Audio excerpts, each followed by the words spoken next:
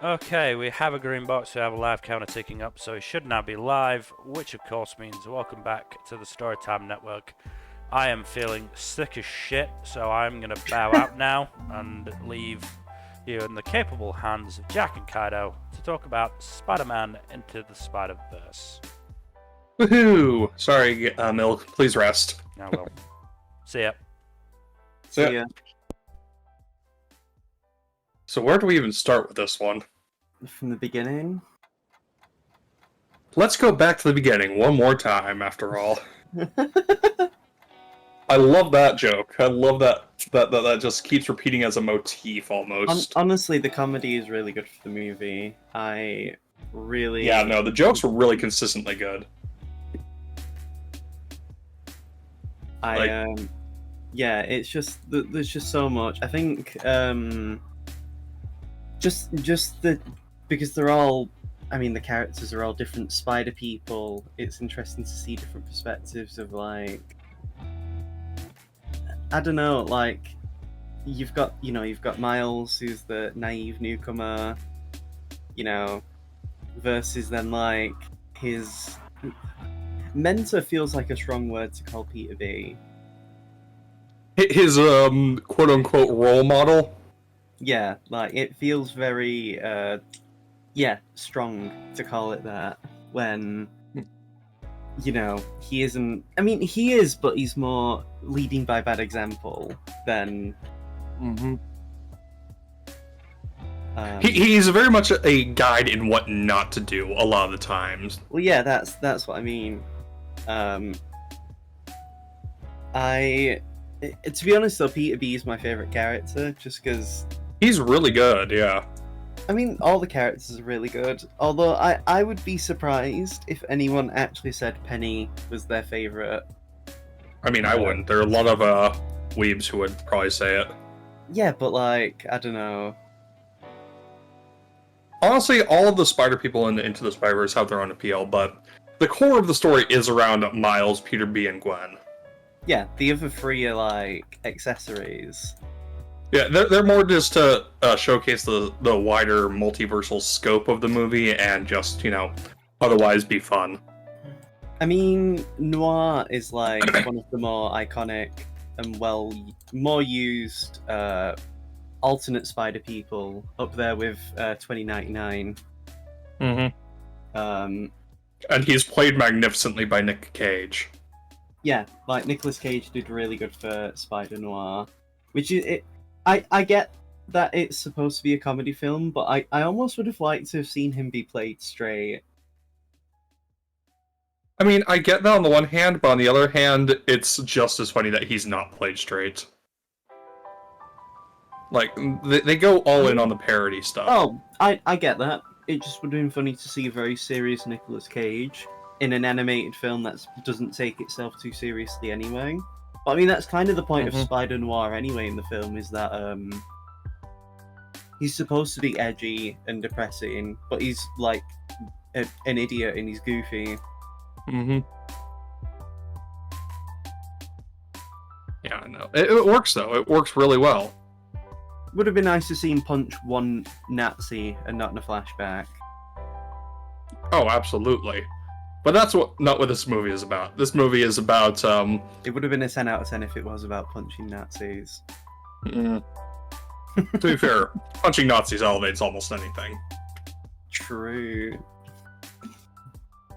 But yes, the film does still have a lot of thematic and meat going for it. Particularly in Miles' journey. I mean... Yeah, what's it called? It's very interesting to see how, in his universe...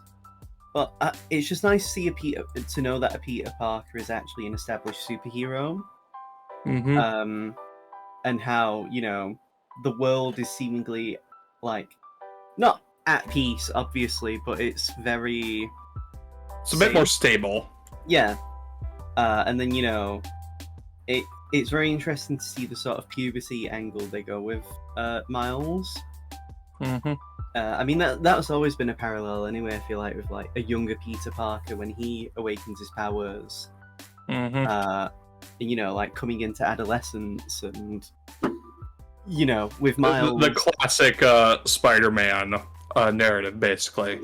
yeah, and you know, it's a bit more different for Miles because Miles comes from a more modern era, whereas Spider-Man is usually portrayed in a more older generation. I mean, even Sam Raimi still tried to replicate the very like few decades ago aesthetic Yeah. that Spider-Man kind of embodied at the time.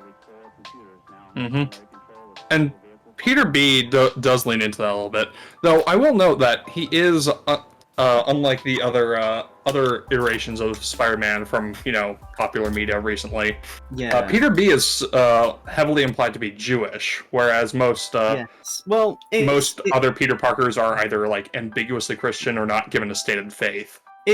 You could easily say I would not be surprised if the writers were like, oh yeah, that's just a culture thing based on their universe. Because I mean, Miles doesn't know what a Comic-Con is. Fair, but it is a Yeah. very specific thing Oh, to of course. Jewish I culture, mean, it's to definitely my knowledge. interesting. Also, and that I don't know if this is mentioned in the Into the Spider-Verse or it's just confined to Across the Spider-Verse, but Gwen's universe, Peter is pretty clearly Christian because he's seen saying grace and all that, which is a very Christian tradition. I mean, I know probably for the best. I know Americans anyway who did that, not necessarily because they were practicing. It's just, I mean, Maybe. You don't have to be Christian to celebrate Christmas, and some people will just like. That is true. Hell, Japan has their whole other spin on the holiday, despite it not being a particularly Christian-leaning country. Yeah, I mean, anything's an excuse to get fried chicken, I guess. Yeah. But yeah. I do like how it sets up things very. It doesn't. The movie isn't afraid to sort of take its time with what it wants to tell with its characters. It's really well paced. It's you get a really probably good... one of the most well paced superhero movies I've seen in a long time. Well, it spends a lot of time just on the beginning. Like Miles being around his family, having really good rapport with his mum and dad, and then later his uncle. And just how like the big tonal shift it must have been for him to be around all his friends. Everyone knows him, everyone likes him, and then he's like thrust into this gifted school that he clearly doesn't want to be at. I mean, and but it's very good to show like the progression of responsibility he's willing to take when he's forced into the role of being his universe's Spider-Person. Yep. And that whole great power comes with great responsibility thing is like the most consistent thing across every single iteration of Spider-Man. Yeah. I think as well, it's just a very good through line of the idea of anyone could don the mask, and it shows that way in this naive teenager who's still finding himself. Yeah. Versus all the other established Spider people. Like who kind of have their shit figured out, yeah. Well, even then they don't, because clearly, Peter B is the prime example of a non-functional adult. I still love the gag of him saying that he took it like a champ in the narration while he's crying in the shower. I do like the whole thing of like that the movie is clearly got a lot of tragic elements, but it doesn't dwell on them too much. No, it doesn't. No, It strikes a really good balance of depression and comedy in those bits. Keeps it from getting too heavy, but doesn't play it too lightly. I do love the whole family theme with just Miles's family being like such a big inspiration and source of growth for him. Unlike Peter, who it's not like Peter doesn't have family to be there for his growth, but by the time Peter becomes Spider-Man, he only really has Aunt May as like immediate family, and in some instances, in some incarnations, he doesn't even have fucking Harry. Yeah. Speaking about May, though, I love her version in this. She's so cool. I like that more versions of Aunt May are also either being younger are a lot more fun. You know, Yeah. especially when you compare it to the PS4, the Insomniac Spider-Man, where she's also quite cool and likable. It's Yeah, nice I to see like that this she isn't recent just, trend. It's nice to see that she isn't just this like old woman who is kind of almost a hindrance to Peter's life. Mm-hmm. I will say I don't like MCU's May. I mostly like her. I'm kind of conflicted on how they used her in some of the movies, though. I mean, I'm also not a big fan of like MCU since even around Endgame, but that's not the topic of this conversation. Yeah. No, I get that. I get that. I do love the implication as well that she knows Doc Ock because Doc Ock even mentions, hey, my friends call me Liv, and then oh, it's The first Liv. thing May says when she sees her is, "Oh, it's Liv." I like to think they were lovers. Oh, Maybe- totally. That'd be funny. Maybe she experimented when she was younger, and I mean, Doc it would Ock be was a experimenting. nice reference to the comics where Doctor Octopus actually tried to marry Aunt May at one point. Yeah, fair. Yeah, Yep. I wouldn't be surprised. Yeah, it's a really neat little reference to the comics. There's so many little references throughout this movie. The only problem I have is I feel like, and it's a problem I have with the sequel as well, is just the sort of use of Mary Jane. I feel like it would be nice to have. I was going to say, on one hand, I would like that if she was more prominent, like if they'd have done an alternate version where she was Spider-Woman, but not for this movie necessarily, for the first film, because obviously Mary The first Jane film used- is really good as it is, and yeah, like adding more like, stuff would just kind of throw off the pacing. I like think. how Mary Jane is used in the movie in the sense Mhm. where she is this like, she's this person who is like a fixture of Peter Parker generally, and Mhm. how how Peter B reacts to her not being in his life and what that does to him. Yep. And Yeah, and that's kind of epitomized a little bit with the scene at the banquet yes. when he runs into the Miles's universe's version of Mary Jane. I do like that. That scene was honestly really good. It was very like, because I love the whole like. It makes me laugh on Twitter that people are complaining that Peter B, being a family man is a bad thing. When, if anything, it's so frustrating from what I hear from comic book fans, in that Peter Parker is either extremely immature, very unlikable, and or never is allowed to grow up. Yeah, no, that's definitely an issue with a lot of comic writers and editors. Just either don't want him to be grown up and mature, or they just. I mean, from what I've they just heard won't from the let it main happen. writing team for the comics, they actually don't like writing for Peter. Whereas people who aren't specifically writing Spider-Man comics but are using him generally like writing for him. And That's so weird. So weird. I do like when Peter's done well. Like I was of the opinion back in the day when Amazing Spider-Man came out, the Andrew Garfield films, and I liked him in that. And Mhm. I like Peter Parker being immature. I like the idea that, in spite of him trying to be responsible and a good person, he generally sometimes can't help himself with being, Mhm.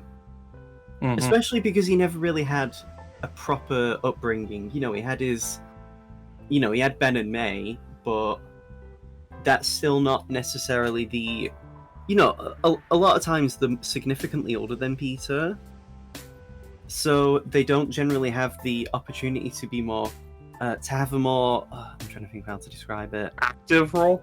Yeah, like the more standard role of a parent and child relationship isn't as much as there.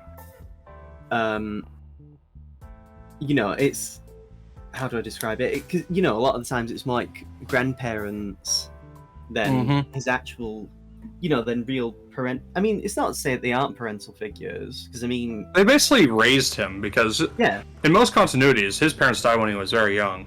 yeah, and that can mess up a child, and even just having someone who isn't your general parents can have an impact on a child growing up. Which again is why I like Peter on some level being immature. And Peter B definitely embodies that concept, especially in contrast to what little we see of Miles's Peter. In that Miles's Peter is generally portrayed as the ideal that, he's portrayed as this like, an actual hero, whereas like Peter B is a hero but has more dents in his proverbial armor. I mean, yeah, the whole scene when he's like going on about taking it like a champ and then he's crying in the shower. It's both very funny and very sad, that montage. I mean, I get it. I could easily imagine getting in a similar situation if I had to go through such a string of failures. I mean, that's the thing. Peter has to take on an even bigger responsibility than most people. He has to deal with usually being slandered by JJ. He has to deal with growing up and, people loving him, some people hating him. So, it's... How do I describe it? It's nice seeing how, like... I would have honestly liked to have seen more of Miles's Peter before he passed on. Just to see how more of his existence shapes the world. Because from the most we know, he apparently did like merchandising. And he seemingly had a good relationship with what's her face, Mary Jane. And even May was like actively assisting him eventually at some point in his life. But I would have liked to have seen him actually like doing stuff in the world, because I don't know, it felt like him dying like wasn't given the level of gravitas it should have had. I do wish we got a little bit more time with Miles' universe Peter, yeah. To be fair, there's an argument to be made that like him going so unceremoniously as he did was the point, which I get that. Even if it was even just one more scene, I might have been a bit happier.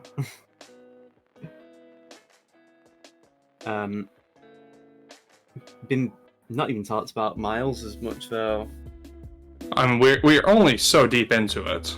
True. I mean, it's one of them, like, even though it's a Miles Morales movie, Peter is still the deuteragonist, and the story is almost equally about Miles' arc and Peter B's arc. Yeah. I think as well Miles deserves more, like, fuller... I think Peter deserves to be spoken about first, if only just, like, get his stuff out of the way. Because, Miles has generally, he is the main character, the story's about him. And, I do love how, Miles very much has a really good family unit. It's nice seeing that his family does love him.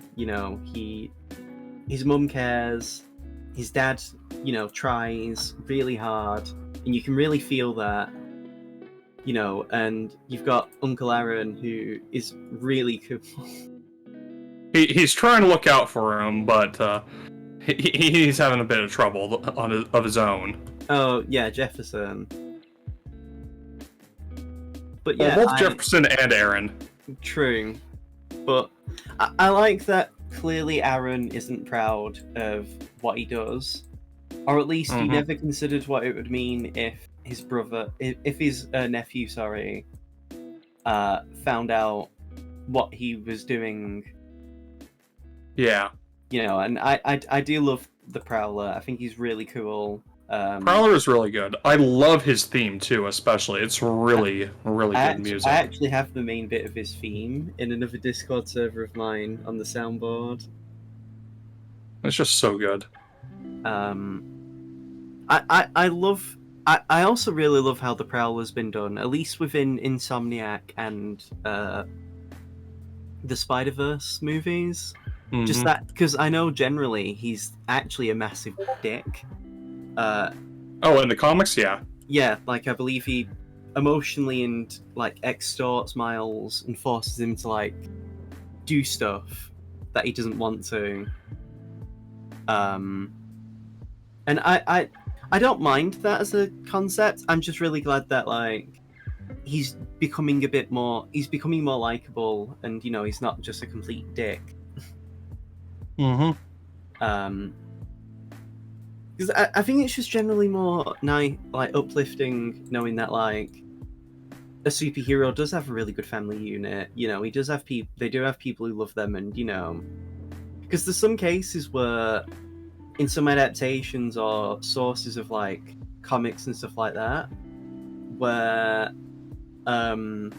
like why would the superhero care about helping people if even their own family are terrible?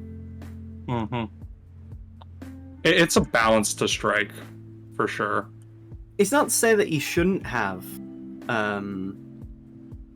what's it called?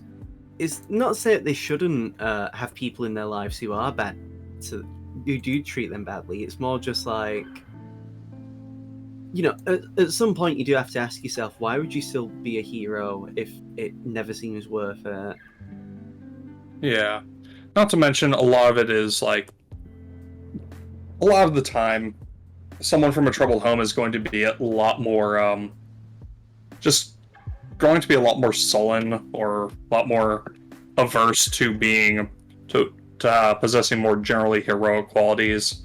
Not to say that they can't be heroic, they often are, but it's a lot easier to see someone growing up in a stable with a stable family unit or with a caring community and being a lot more able to get into that heroic mode a lot more easily.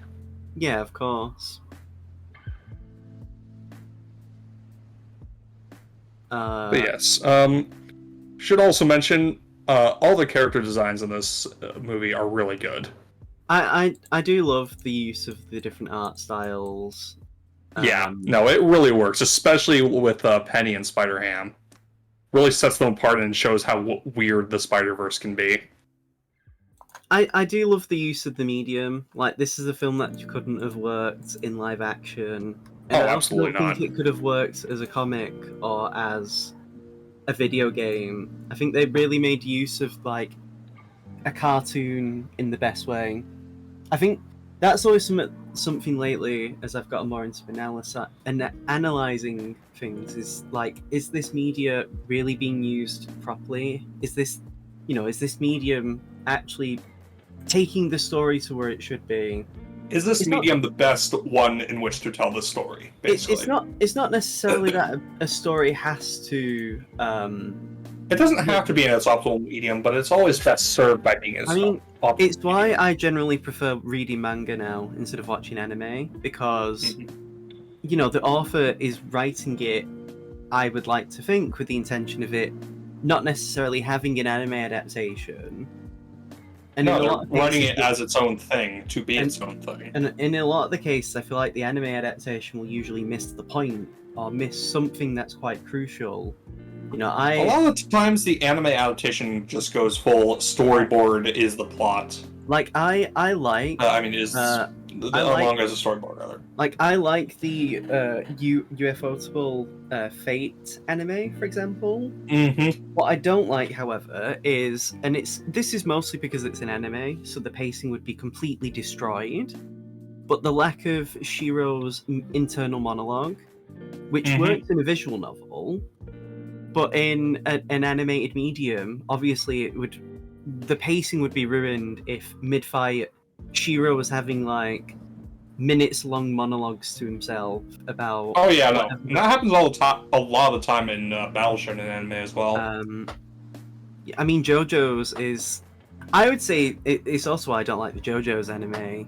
Is JoJo is kind of one of the worst offenders in this regard. Yeah. Like, you know, it's why comics generally work the way they do. Characters can say a lot, but because you're reading it, and the pacing of a comic is based on how quick you are reading the comic, you can imagine these characters saying it however you want them to say it. In an animation, you know, the pacing is dictated by the characters talking, and obviously a character can't talk quickly unless it's by design, because then, you know, it'll sound awful. You know, there's that. There's also just the visual side. You know, there are cases where, you know, you get some anime or cartoons and it looks like complete dog shit. I mean, you know, there's the whole like 7 deadly frames for the 7 deadly frames. You know, That's such a hilarious meme. Dragon Ball Super would go up and down in quality depending on where it chose to be nice at. You know, I mean, that's the case of animation anyway. You can't expect like perfect animation every single time. No, of course not. But I think that's kind of one of the downsides to animation, and it's why generally movies do well, because it's self-contained and, you know, they can afford to have consistently good animation, or, you know, the spikes in animation quality can be even better than you would necessarily in a TV show. You know, like, you only have to look at, you know, going back to Dragon Ball, like the Broly movie, and how incredible the Super Broly movie looked. And, you know, like, I do love the use of the, like, comic book frame kind of thing that they do, like the frame rate for Spider-Verse.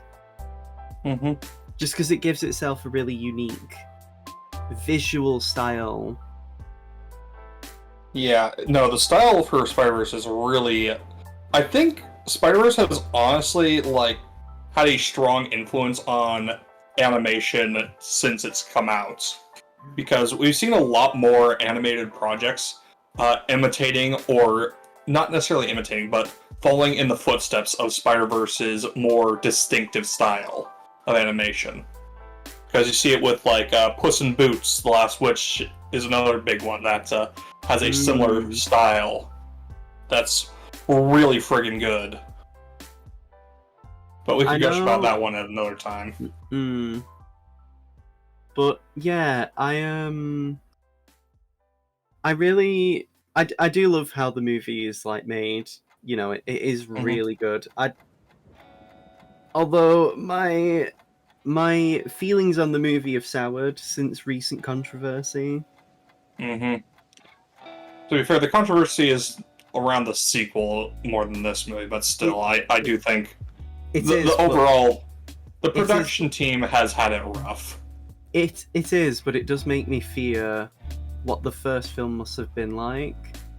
That maybe they didn't necessarily feel like they wanted or should speak out, and they only did with this more recent sequel. That is a question. Was it bad anyway, and it got that worse that they had to speak out? Was it that it was really good, and then, you know, it became bad? The weight of expectations made the producers just like pump more pressure on them. You know, that's the fear I have. You know, it's understandable to have that fear, to be honest. Like, you know, people shouldn't need to bleed for their craft. No. Do it if you want, but don't drag other people into that. And don't hold people to a standard that you are don't hold people to such a high standard, or an unhealthy standard would be more better. The standards you hold should begin hold yourself to should begin and end with you, basically. Yeah. Exactly. Yeah. No, I get that sentiment though. I kind of agree to an extent, and it was really shitty that the producers and the executives and all those folks were just like, we're going to push you super fucking hard, past your limits, and make you suffer to make this good. for for Across the Spider-Verse. You know, like We don't know if that was the situation with Into the Spider-Verse, and I don't know if we'll ever know for certain, but I hope it's not the case. You know, like it's still a great movie. It's just to me, I can't ignore stuff like that. You know, like I love Berserk, but it does sting reading. Miura kind of Miura's killed work. himself for that, yeah. It stings seeing him, like, reading his work and knowing that this man was like, you know, The man had worked himself into an early grave. which, you know, like it is sad. I'm not trying to say that the work should be considered lesser for it. No, he loved his work. It's yeah, and you know, I would never say that he shouldn't have. It's more a criticism of entertainment production, I guess. I like media production. You know, doesn't matter if you're doing comics, making a movie, just doing YouTube videos. It's really unfortunate that like people have to suffer for their own work. And it's not to say that that is a bad thing, because, you know, some people have made some great work by actively trying to do that. But it still shouldn't be considered a standard or acceptable. Yeah. Like, it should be. I know Christian Bale, for example, goes to extreme lengths to be the right to have the right body type for the roles he's playing, but you should not hold that as the standard for all actors to perform to. Like, you are not expected to gain 100 pounds in muscle mass to play a role like Christian Bale did that one time. I mean, I just can't believe that Christian Bale got over £450,000 to play the Sandworm in Dune.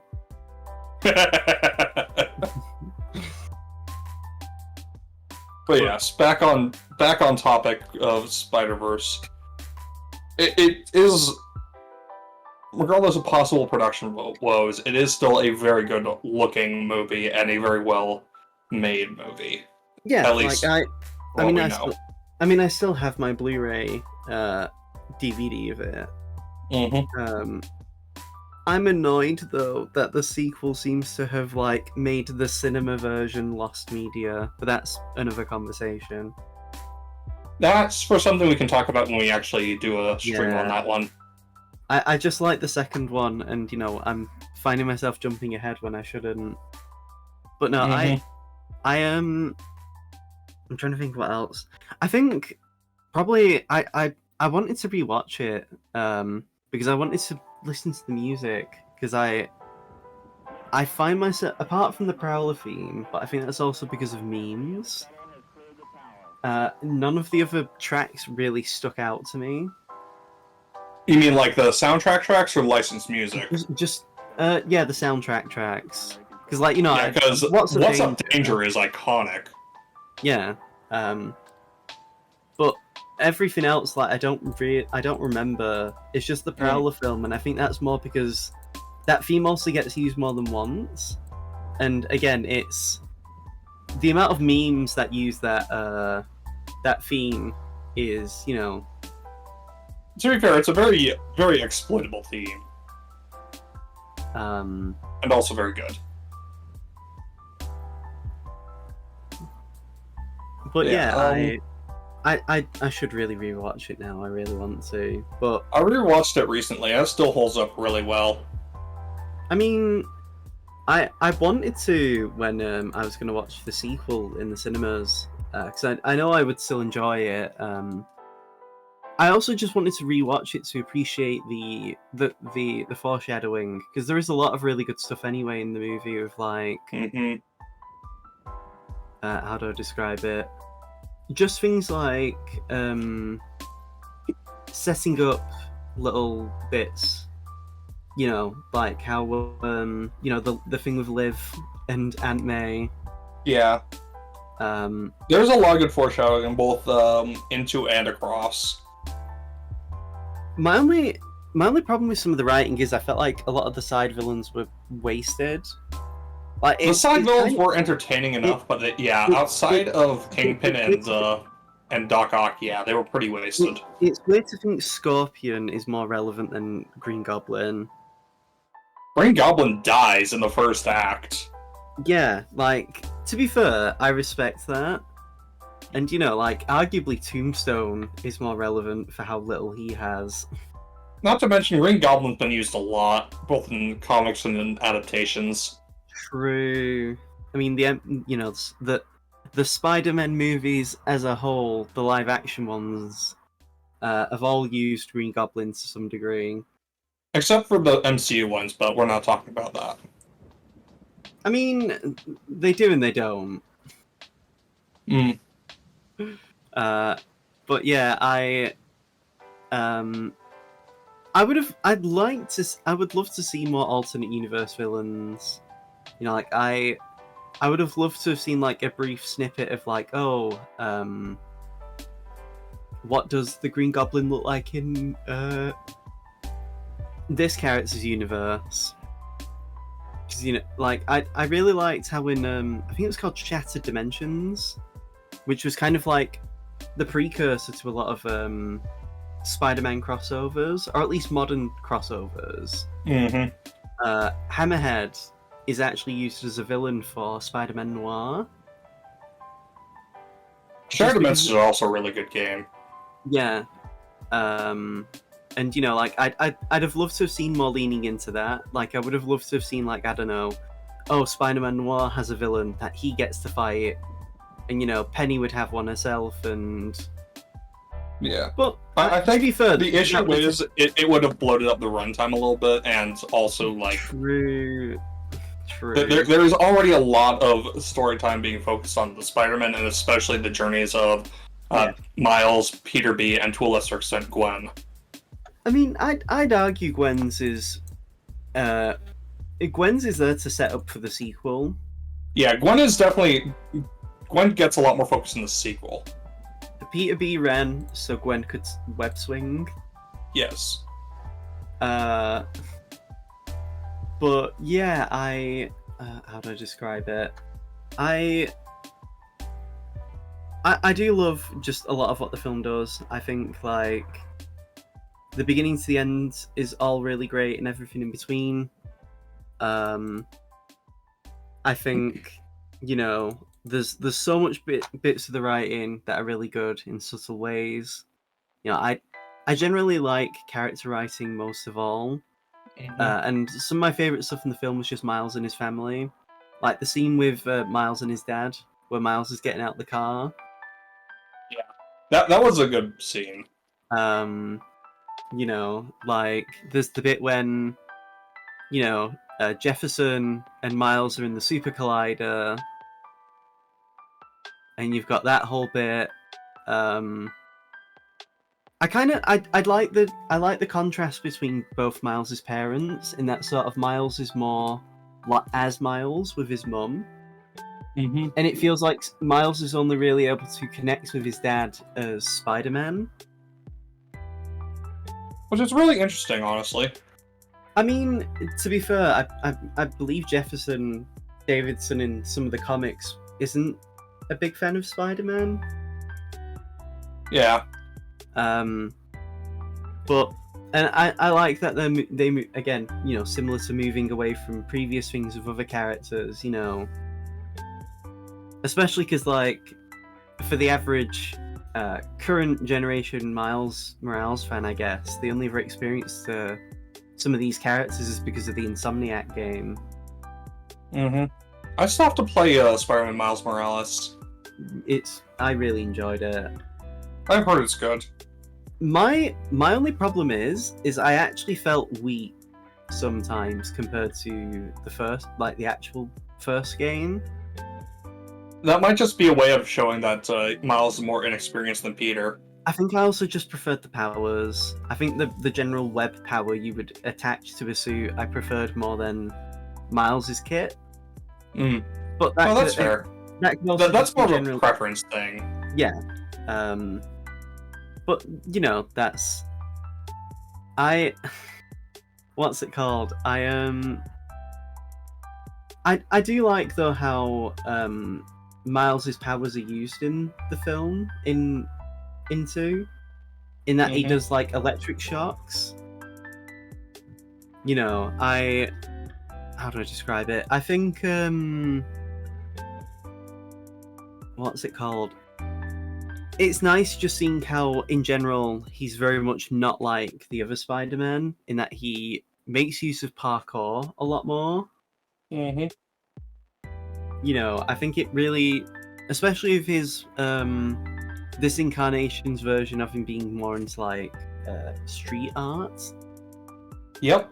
I like that It's a nice factor making him more unique, I think. Yeah, especially when you compare like how Gwen sort of channels her The punk Spider- rock look.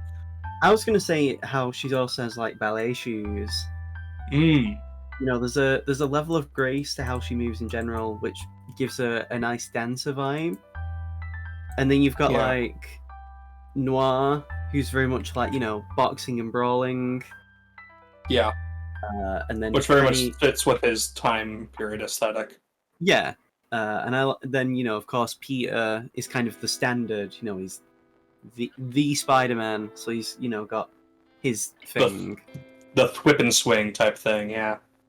I think just little stuff like that really, I think, adds to the difference of all the Spider people. Mm-hmm. You know, they could have just had them all look and do the same things, and it would have.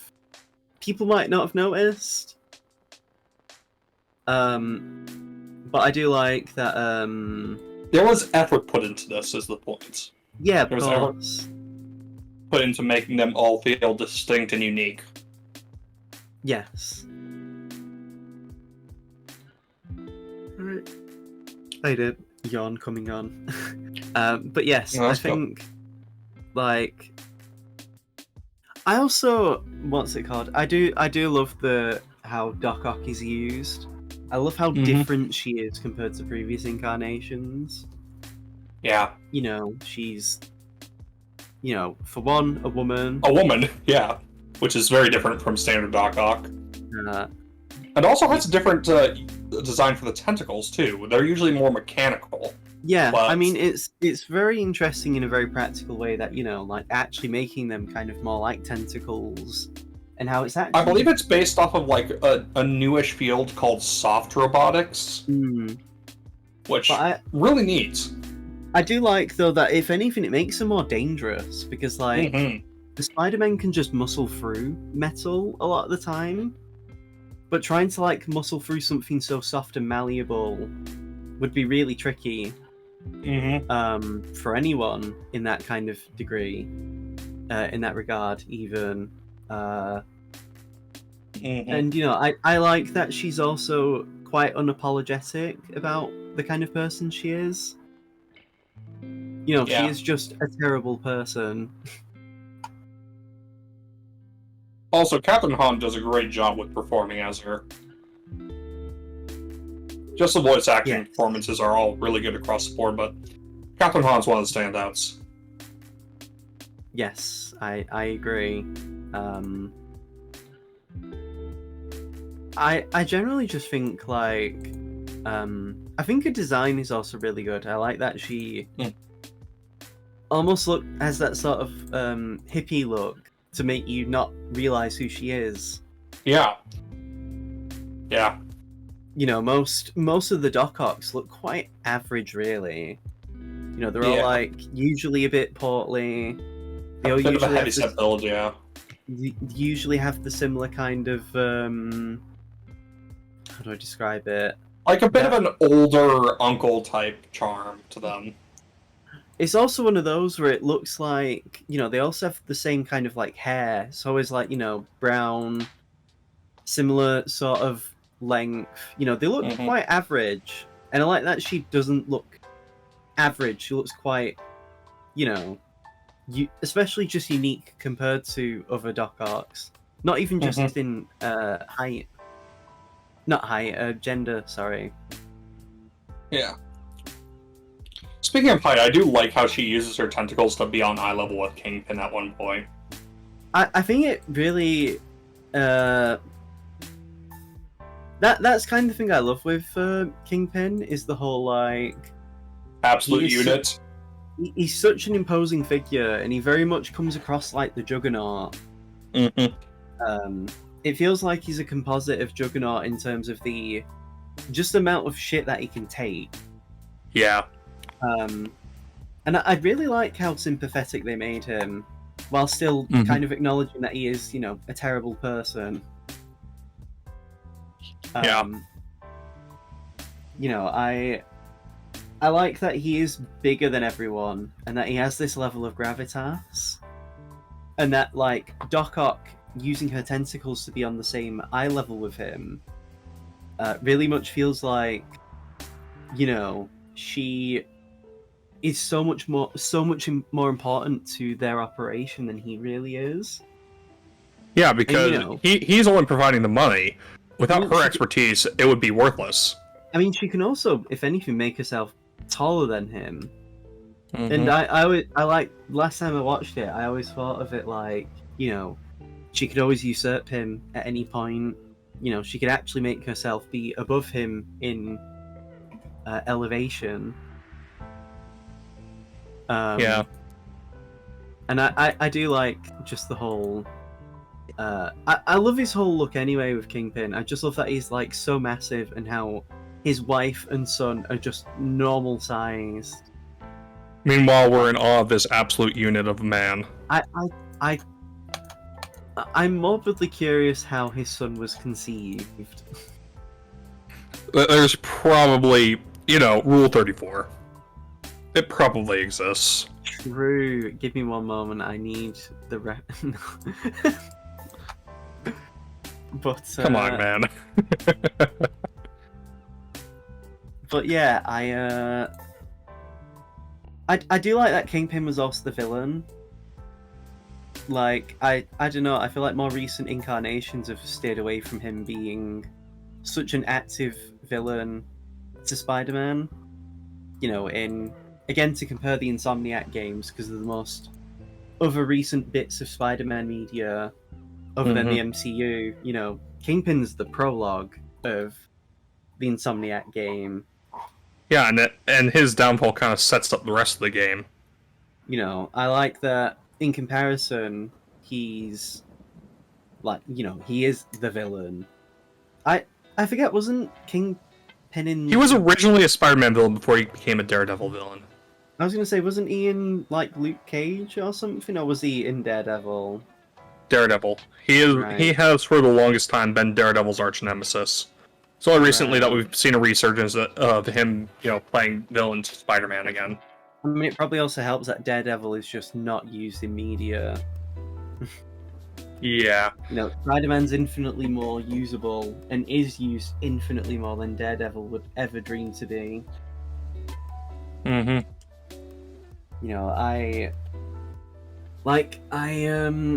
What's it called? I do love just generally how he's used. I really like how intimidating he is, and that he actually kills Spider-Man. I like that he's very much just this powerful figure. I like that he very much is a big opposite to Doc Ock, just because she's very much wanting to see what happens out of sheer curiosity, whereas like Kingpin is doing it for more emotional reasons. You can very much see like the toll and the hurt that he has as well from losing his family.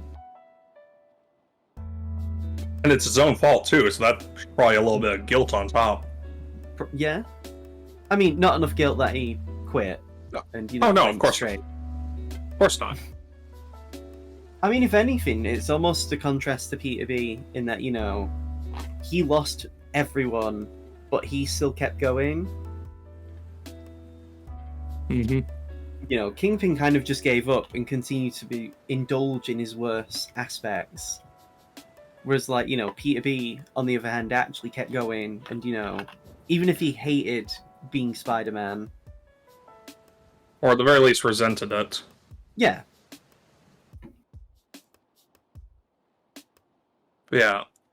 But we should probably talk about Miles, because this is his movie, and we have not talked much about him. What? But it's called Spider-Man, and isn't Spider-Man Peter Parker? I mean, well, Twitter would like you to believe that, because, they don't like change. Even if Miles... color. even if Miles Morales has existed for how long? He's existed for over 10 years now. I think it's close to 15. Because if I recall correctly, Spider-Man... August 2011. Okay, so if- well over a decade. Yeah, it won't be long before Miles Morales as a concept could make a Discord account. Oh yeah, you have to be 13.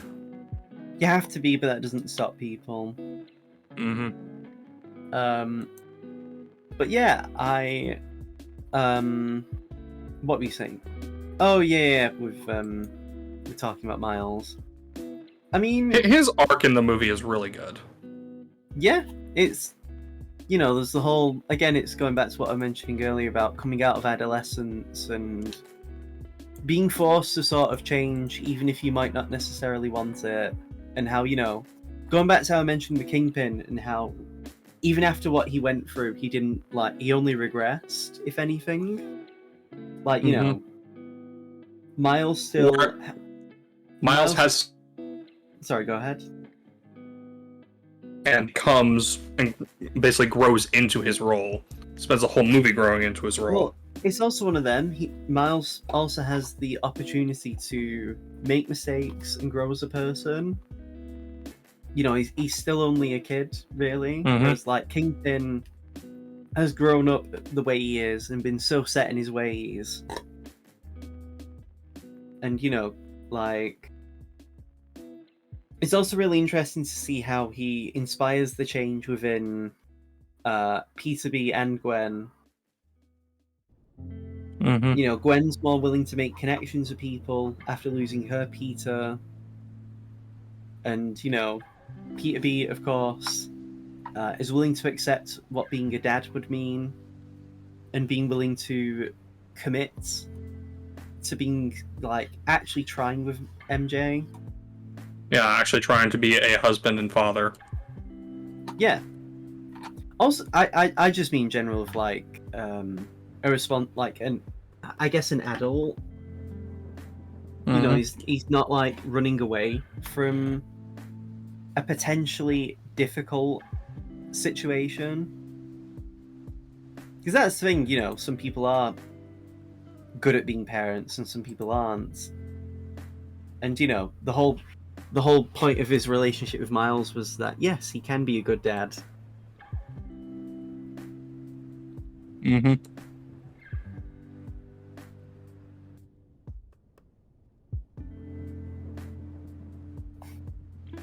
Yeah, it's interesting seeing both Miles' relationships with his three respective father figures, as well as just his overall development as a person and as a Spider-Man. I mean, that's because you see, he has three different father figures in the film, and they all are different relationships. I was just about to say, because Jefferson, they all want the best for Miles. They all want him to be.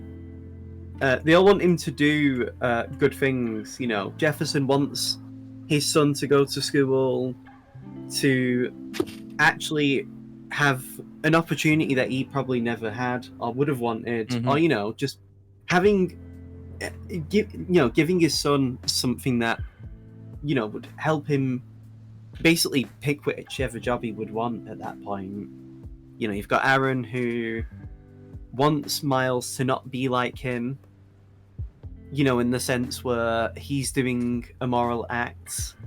He's Kingpin's basically enforcer. Yeah, I'm sure he'd never want Miles to do that. Of course. And then you've got Peter B, who's then inspiring Miles to become a hero, or at least, well, at the beginning he's trying to encourage Miles to not be one, and to not do what Peter B has done. But towards the end, Peter B changes his opinions on being Spider-Man, and his dynamic with Miles changes into encouraging him to take the leap of faith, to be that person that can just do great things. Speaking of, the leap of faith scene is really good. I mean, I believe the whole leap of faith scene anyway. Like the whole "What's Up Danger" was, the movie was planned around that. Yeah, it was Which- the promo video for the movie was that was based around that scene, and they chose that scene as the core of the film, and I think it's a damn good choice because holy shit, it is good. I mean, when you can plan stuff like that, things like that usually end up being really good. Mhm. You know, it's nice to see that, like, just the crescendo of building up to that scene where Miles finally takes the plunge, and how, you know, he's still not really ready because, you know, the glass comes off the wall, off the building. You know, he's still partially stuck to the wall, and you know that's the whole point anyway. No one, for the most part, No one is and- 100% ready all the time, or no one Yeah. starts off ready. if you are, then you know, Good for you, I guess. yeah, good for you. But if you know, the average person generally isn't. The average person Mhm. is nervous. They do second guess themselves. They are, you know, like a lot of people are still growing. I know I constantly get anxiety for even the littlest things when I'm Mhm. trying to, or being made to do something new. You know, I wish I'd never have to feel anxiety for every little thing I do, but it's just how I am. You know, It is how Like- it is sometimes. especially in this case of, like, you know, Miles becoming a superhero, having to take over after Spider-Man. You know, Mm-hmm. he's having to take over after that. He's having to deal with, you know, He's feeling got like big he's boots to fill, and he's got to live up to expectations that he's not entirely sure he wants to deal with, but he is going to try anyways. He also shouldn't have had to deal with those to begin with.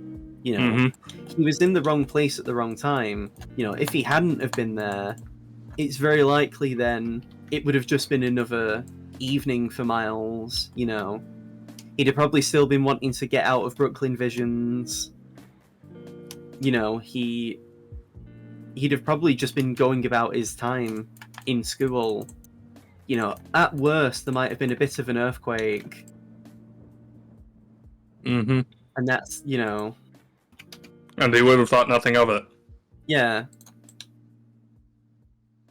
And you know, like, I what's it called? It would have been interesting to see how quick the movie would have been if Miles wasn't there.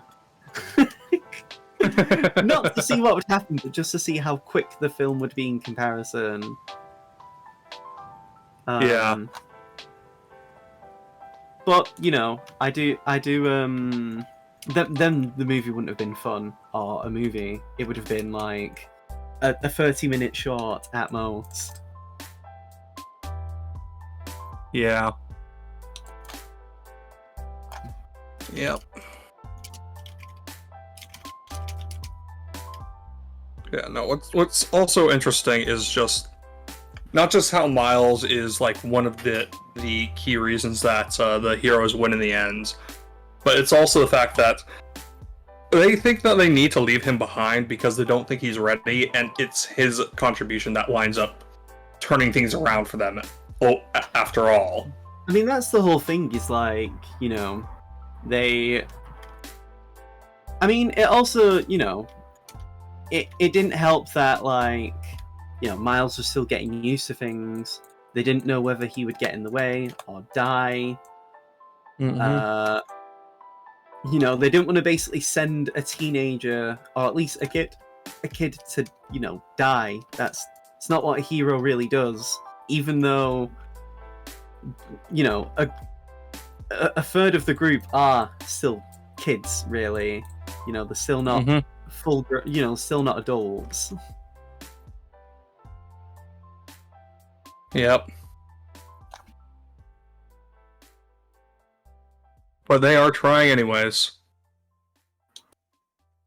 Yeah, I do love the whole thing of, you know, like like the fact that half of the spider people are adults and that half of them are kids, or, you know, like under 18 anyway.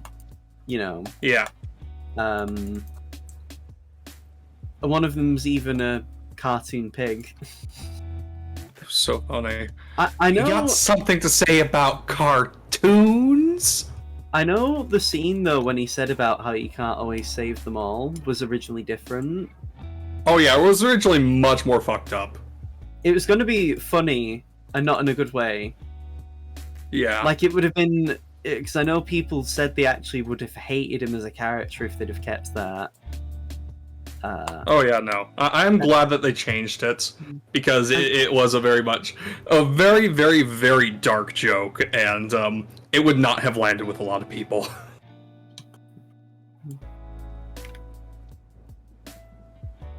But yeah, there was also a really funny deleted scene with involving him that was basically they were sneaking into the banquet, and they had him disguised as a smoked ham on one of the dinner trays. I don't remember hearing that. That's funny. Yeah, I don't think they fully animated that one. That was just storyboards before they cut it. But still, it is very funny to think about. Yeah, no, Spider-Ham is very funny.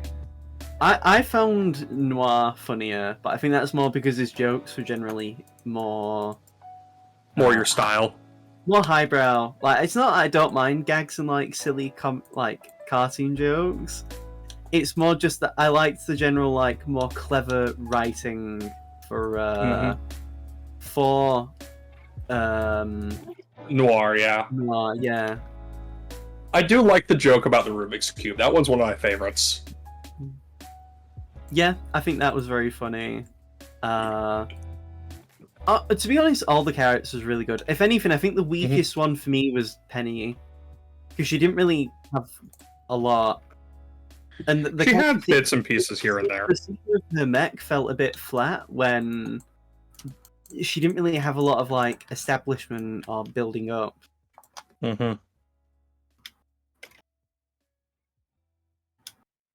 Still was fun seeing her and the other her, Ham, and Noir go absolutely sicko mode on Scorpion. That was very funny. Just a lot of the combat and like the choreography was just really good in general. I liked that. For the most part, no one was really no one was really on top in the fights. Yeah, no one was shortchanged and no one was like overpowered.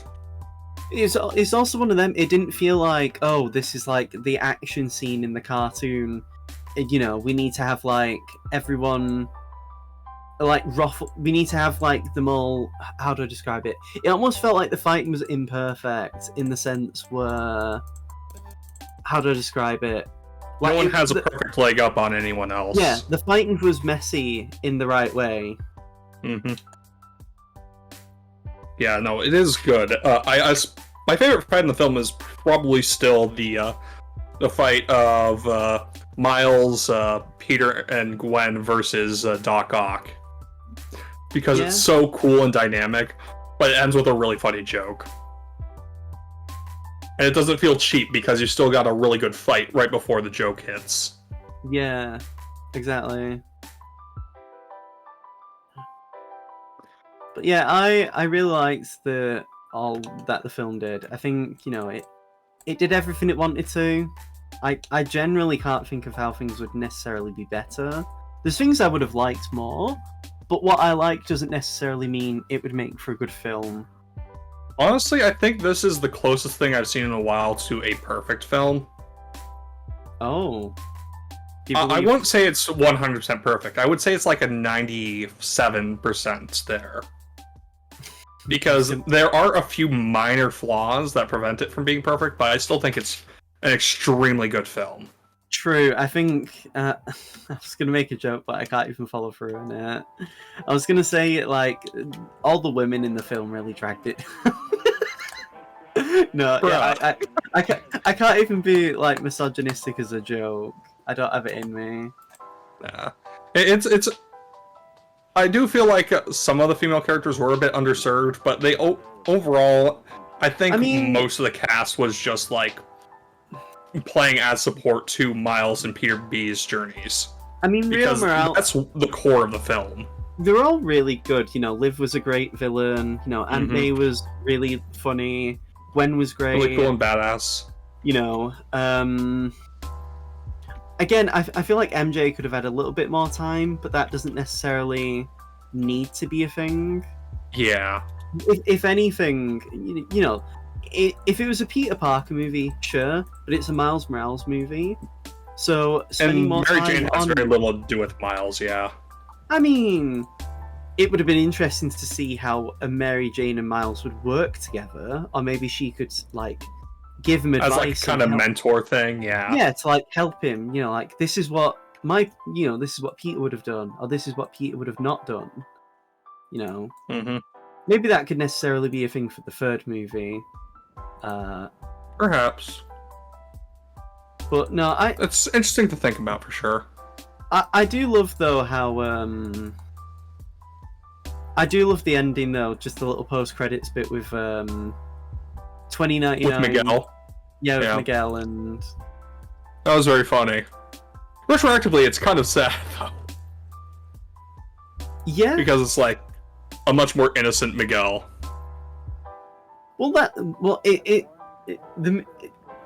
I wish the sequel would have mentioned like how far into like Miguel's history that was was that him like, how do I describe it?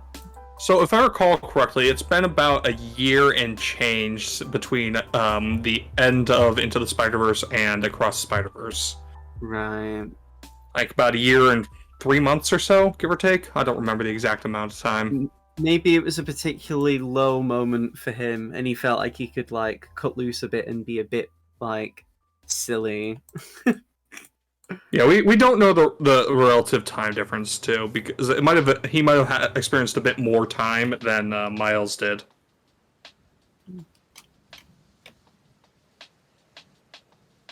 But yeah, like I think you know, overall it's a really good movie. You know, it's very funny. You know, the animation's brilliant. There's not anything I would really complain about. My only problem actually, and it's a bigger problem with the sequel. The lights, some of the lighting effects are too much for me. But that might be. I know people who, because with me having autism, I have stronger senses than most people. So, you know, So photosensitivity is a problem sometimes. Yeah.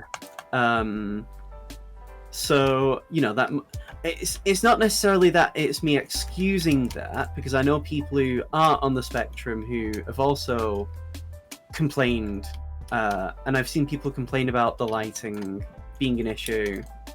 So it's not, you know, it's not something that's exclusive to me, or you know, is a typically like neurodivergent thing.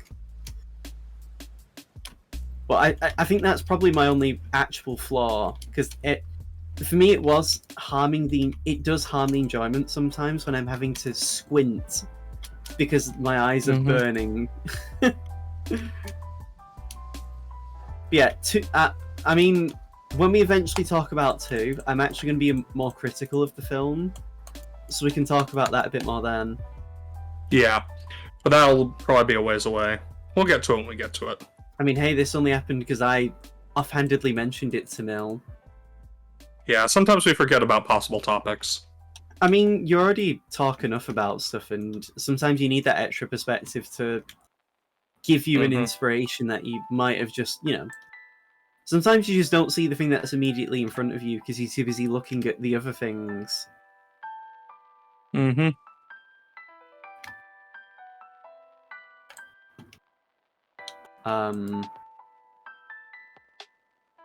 trying to think of anything else that would be of note to mention.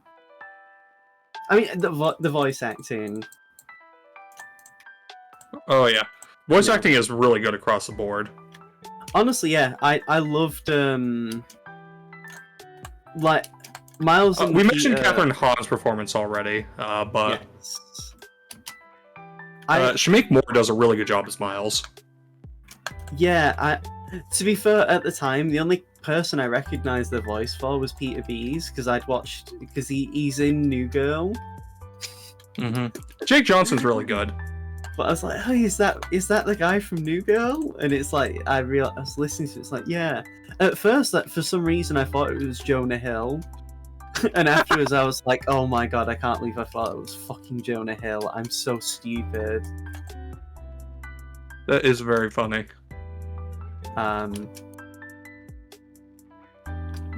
But no, I everyone was really good in it. I love Kingpin's voice actor as well, just for the level of menace that he manages to like. Oh yeah, that I believe is lines. Liev Schreiber. Ooh, okay. Yeah, he played Sabretooth in the shitty Wolverine movie. I never watched Wolverine Origins movie. now. Yeah, I don't blame you. I do want to get into more Marvel media, because I love Marvel vs. Capcom, but it's hard for me to appreciate a lot of the Marvel characters when I haven't experienced a lot of the media, and I don't want the MCU to be my only window into these characters. Especially when the MCU is kind of the reason that Marvel vs. Capcom has been like damaged to some people. I would say probably some good routes of exposure would be X-Men Evolution and Avengers Earth's Mightiest Heroes. Both really good animated TV series. I mean, I know Mightiest Heroes all them characters were the voice actors for the third Marvel vs. Capcom anyway. Oh, that's awesome. I didn't know that. Yeah, I don't know if it's all of them, but I'm sure it's the case. And I think it's like Josh Keaton's Spider-Man as well. Yeah, Josh Keaton was Spider-Man in Spectacular Spider-Man 2. And I know, what's it called? I know of Marvel vs. Capcom though, because of how Marvel at the time was starting to be a bit more strict. I believe the game took slightly longer than it should have, or there was more pressure on the dev team. Because with the movie for Doctor Strange eventually coming out, Marvel forced Capcom to have to do very specific poses for the hands and fingers. Which, to be fair, if I had a lot of money, I would probably also want to have that level of like creative like control. Like, no, you have to do this exact thing that I want you to do. But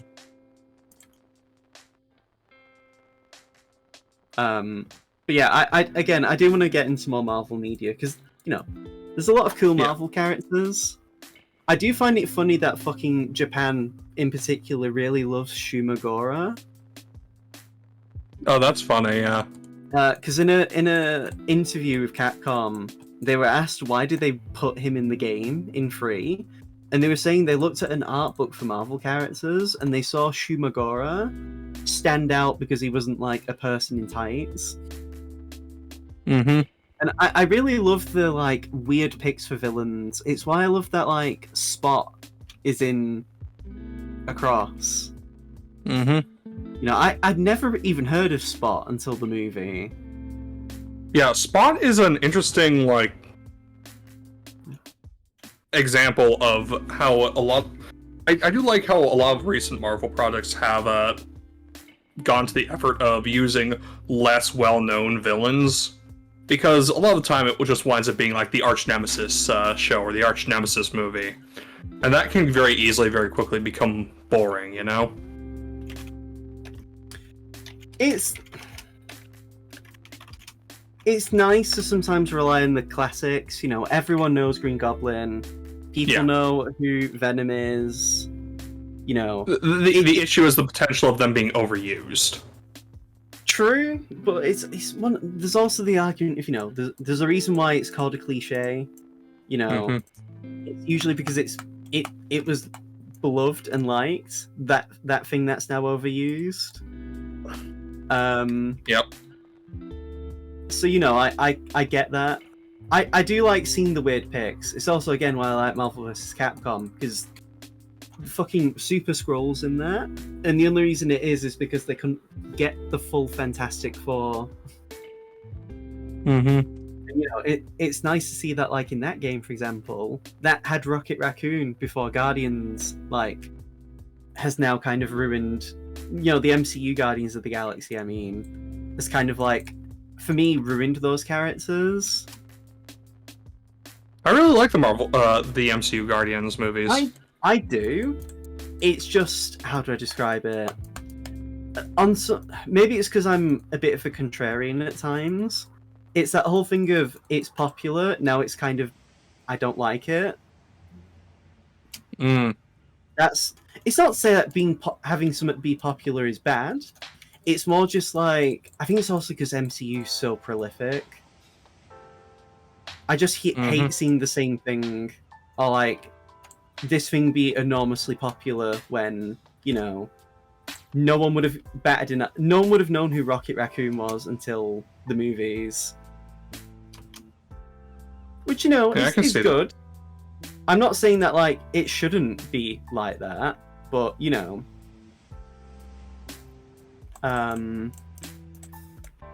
You know, on one hand, I don't like stuff like that, but on the other hand, I also like knowing that, you know, more people are getting exposed to Miles Morales.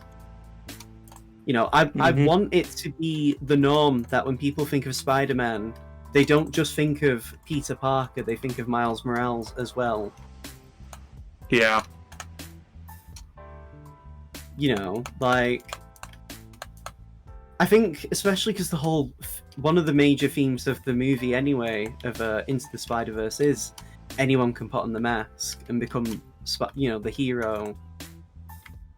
I do like that theme in the movie, just like, anyone can become a hero under the right circumstances.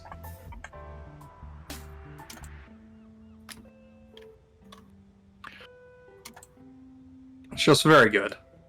Yeah. But yeah, it's really hard to go wrong with this movie. It's just really good. Yeah.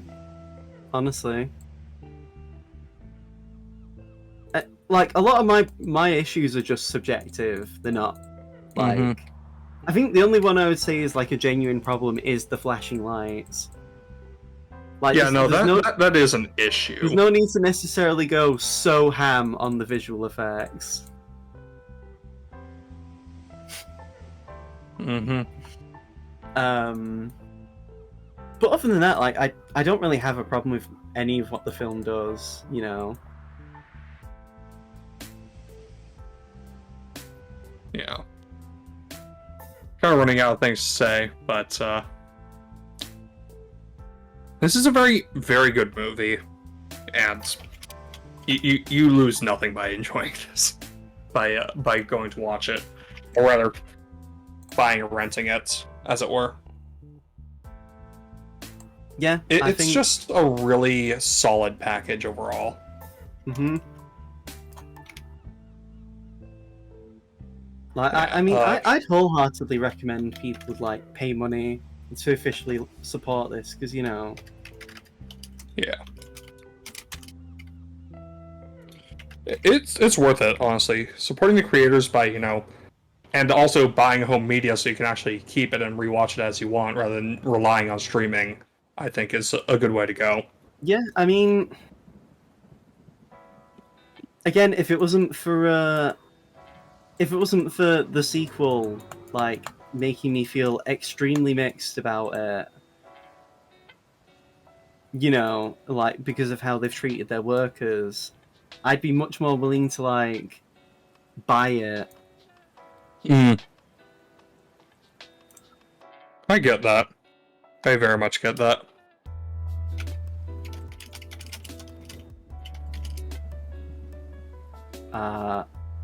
You know, I do, like, it's why I'm really, like, I'm glad that the third film is in indefinite hiatus, because the only Probably for the best. the only reason I want to know that the film's being made again is because I want to know under no uncertain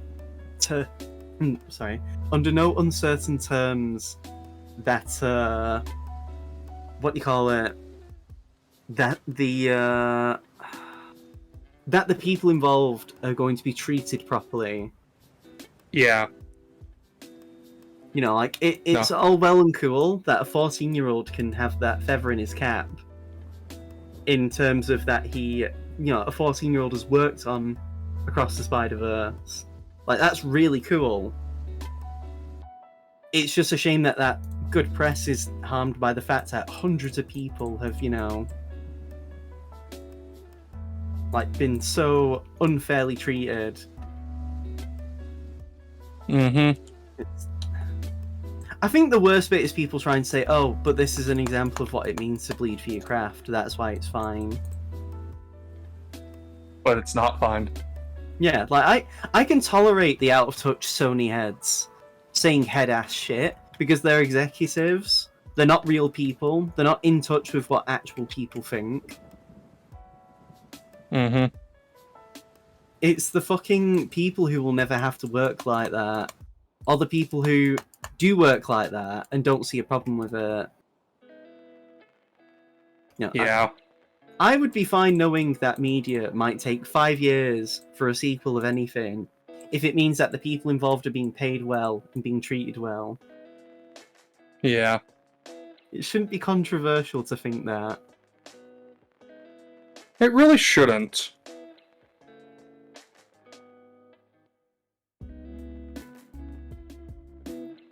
Like, it's a super hot take that people should, be properly compensated for their work and not be forced to work terrible hours in order to, make the work.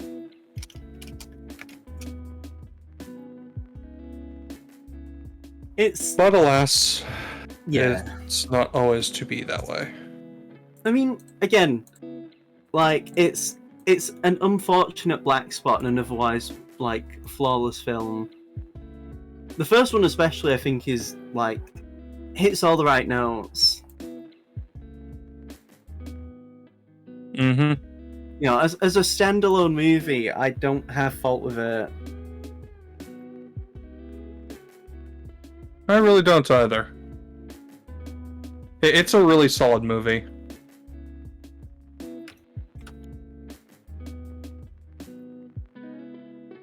But yeah, now there's not really much else to say on it beyond what we've already said at pretty good length.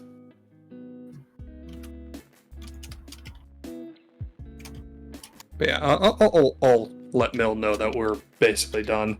It was a shorter stream than usual, but it is what it is. I mean, there's only so much to be said between two people, especially when, like, we agree. We have similar opinions on it, yeah. I will say I'm going to be a lot more critical of the sequel, so it's going to be fun to be the devil's advocate, because I like the film, but I also have takes that might be, like, I won't even be trying to clown. It's just generally a case of, like, I genuinely feel the way I do about certain things to do with the film. Yo. Yeah, I know. Well, actually made me jump a bit. So I have been listening along to the last sort of, like, half an hour. I see. So I do actually have a bit of criticism for it. Of the first film. Yeah. Well, I had more criticisms, and then the second one sort of fixed those, because I remember, because I went back and looked what I sent into the media chat about it, and I remember my two big issues were the final third felt rushed. Like, a lot sort of happened and went on, which is understandable, but, still definitely happened. I get that. I mean, it's the climax of the film. By this point, they've already built on everything, so they're kind of, like, going rapid fire on you. Yeah.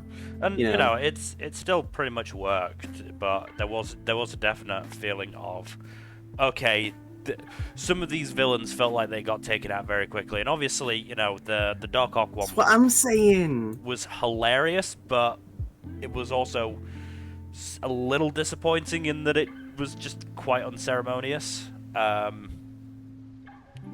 And the other one that did get fixed by Across the Spider-Verse was that for Gwen being, you know, part of the main trio, it felt like she got the least to do and the least focus. In the first In film. the first film, yeah.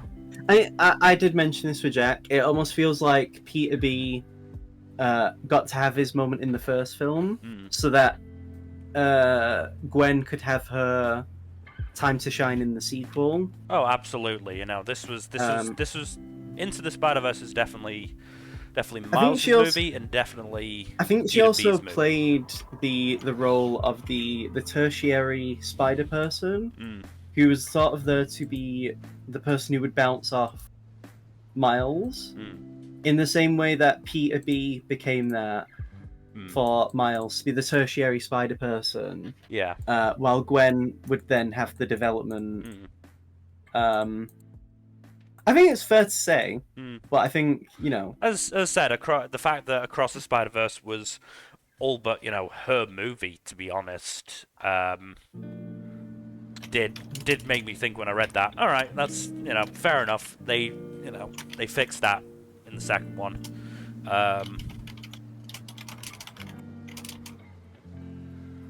But yeah, those are the only two sort of criticisms that I can remember having. Beyond the fact that while, yes, Shameik Moore does a really good job voicing Miles, he is, I think, kind of a terrible person. oh no, don't say that. Or he is problematic, You'll if have I to- remember. You'll have to send me stuff afterwards then. Let me just, well, Bing it, considering I'm using Edge. I was gonna say I can just search for it and be like Shameik Moore controversy. Yeah. But I think it's like anti-vax stuff, if I recall correctly. I can't remember exactly. For comments on police brutality, Ah, okay. saying racism wasn't a factor in Floyd's murder. Yeah, not great. Not great. Fuck. As I said, fair play, still. Fuck off, Bing. You AI-powered co-pilot for the web? No, fuck off. Go away. That's why I don't use Edge. There's a joke to be had somewhere about that. Mill canonically doesn't like edging. What?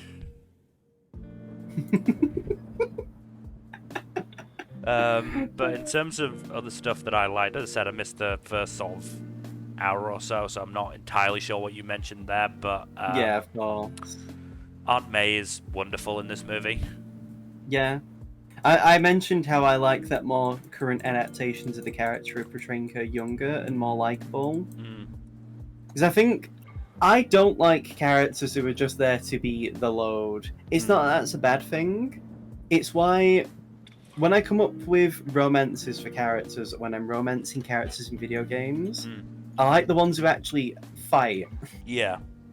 I don't like damsels when it comes to love interests. Not that that's a bad thing, because it can be a really good way to ground the character. Yeah.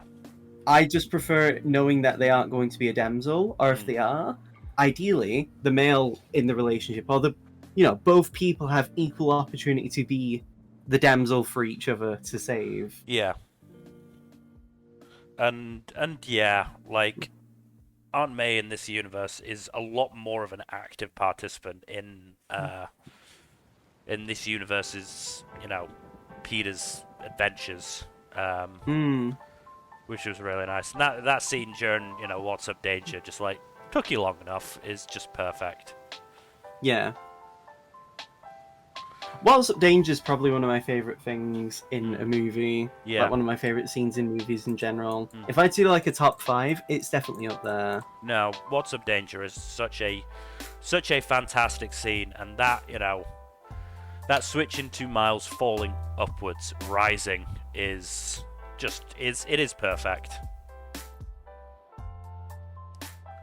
Trying to think what else. I mean, I think you did mention it. The post-credit scene with Miguel, so fucking funny. Pissed myself laughing.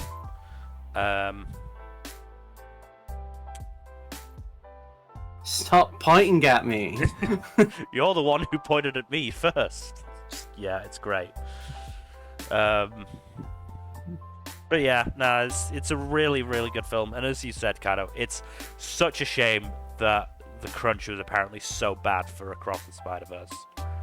Well, I'm also bothered now that fucking... Shamik Moore is maybe... Yeah. To be fair, that was, 3 years ago. Maybe he's better now. Who knows? Maybe he's learned his lesson and is just keeping his fucking mouth shut. I don't know. But yeah, it is what it is, I don't think it's necessarily a reason to boycott the entire franchise, but it is. I do think it's just. Nah, I'm gonna do my own way.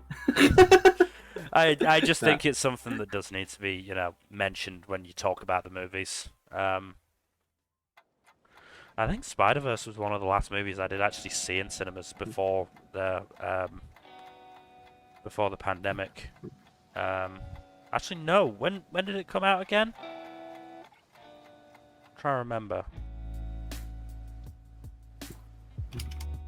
Because I know I saw it in cinemas, in a cinema with my friend. Because I remember during the, I think it was the Christmas song during the end credits. December 12, 2018. 2018. Wow. Okay, so it was a year and a half, basically, or year and a quarter. Yeah, I definitely saw more movies after that then. But yeah, I remember during the credits, my friend and I were talking, and then the Christmas song came on, and I had to say to him, "Look, I'm gonna have to stop you there. I'm getting very distracted by how fun the song is."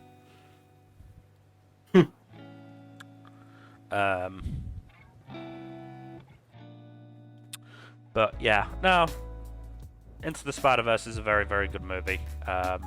It's a really, really strong start to Miles Morales, and sort of a really good introduction to him into the mainstream. And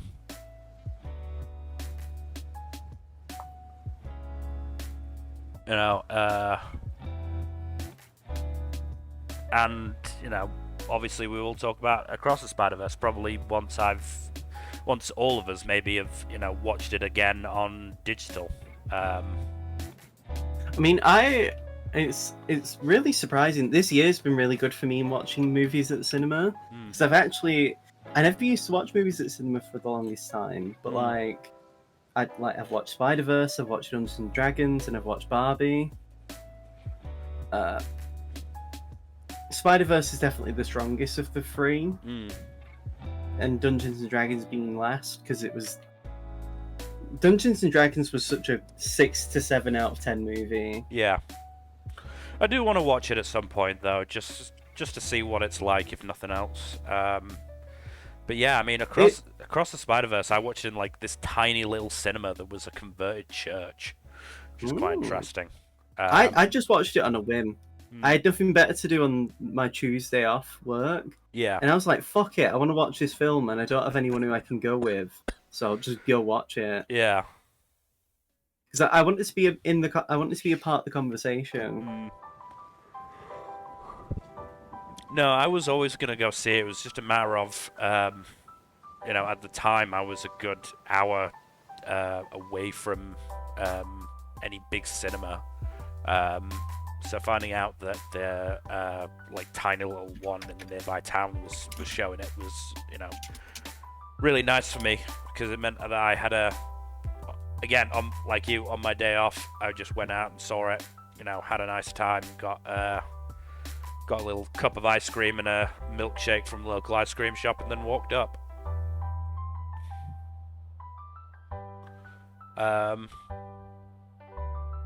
But yeah, I think we can wrap this up. Yes, it's been a short one, but it's one movie. There's only so much to talk about it, even with a movie like this one. I was going to say question because it's Sunday tomorrow. Hmm. What's happening with the session? We'll still do D&D. Again, I might be a little bit quieter, but I'm hoping I'll feel a little better tomorrow. I will say it's going to be dungeon crawly anyway, so So they'll, like yeah, it'll mostly be combat role- stuff. Yeah. the role play is going to be taking a big step back. So the most you even really need to do is be like, Yeah. typing in the text chat if you really wanted to Yeah. describe what you are doing. Yeah. No. Maybe Felix has caught the curse of the Pharaoh and he's only coughing up sand. It's one of my favorite gifs.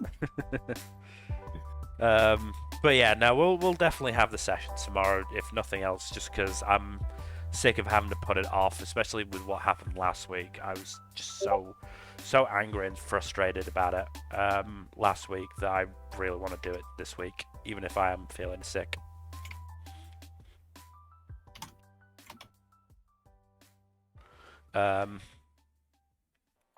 So yeah, thank you everybody for watching. Hopefully you've enjoyed. Oh, Hello. hey Jack, have you been trying to say stuff this entire time and we've not been hearing you? Uh-oh. We still can't hear you. Well, we're ending anyway, so it's no big deal. But I'm gonna speak for Jack. He has nothing he needs to say. Nothing important. He's definitely not like on fire right now. oh, and just to prove that I have finally done it. Oh.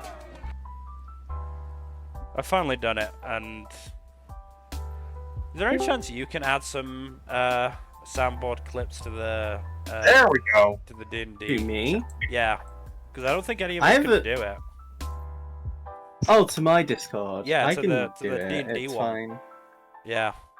Oh, you I have a don't. You bunch don't that I want to use anyway. yeah, I mean, yeah. I don't want to force you to do it. Just like think it could be fun. I What, have soundboard stuff? I have them in my Final Fantasy 14 Discord, and I use them liberally. But yeah, I'll send Jack. you the sound links for the ones that I have. Jack, I was just saying. Oh, hey, you've added this finally. Yeah. Wow, we clicked it pretty much at the same time. But yes, I have finally added it. As I said, I'm keeping that final slot open just for something else. But I do also have a couple of others that could be situational. Oh yeah, I forgot. that I have one? the... Thing. Was that one you were talking about adding not too long ago on a stream? Remembering off the top. I mean, I know we've got I've got a We the Baddies from Mitchell and Weblock. Here you go, Yeah. Mel. Oh shit! Fuck. What? I sent them to the wrong person. Oh no. I'm ultra cringe. I don't know how I did that. Yeah. I'm fucking stupid. I've got them though. I'll send you Yeah. some stuff. But yeah, I've got a We the Baddies, and then I've got another one that I'm planning to use the next time Gen and I do. When Do did I Tales get of Arise. RPGX? Get rid of that. Because yeah, I think it's one that will be absolutely perfect for what happens. But oh god, I breathed in Oh. at the wrong time. Pharaoh's curse. He's leaking sand. To be fair, I hate sand. I coughed up like a massive, massive bit of loogie, and the sore throat's not been too bad after that. It's the headache and the slight fever that's really doing the damage. Because the headache is also causing lightheadedness, which is not great when I move around. Not to mention where I sat for the one shot I did yesterday wasn't great on my back, so that's been hurting as well. Hmm. And I'm trying to stretch it out, but moving hurts at the moment, so it's not going great. Thankfully, though, Sometimes. I've got, the next, 6 days off work, so at least I don't have to work while sick.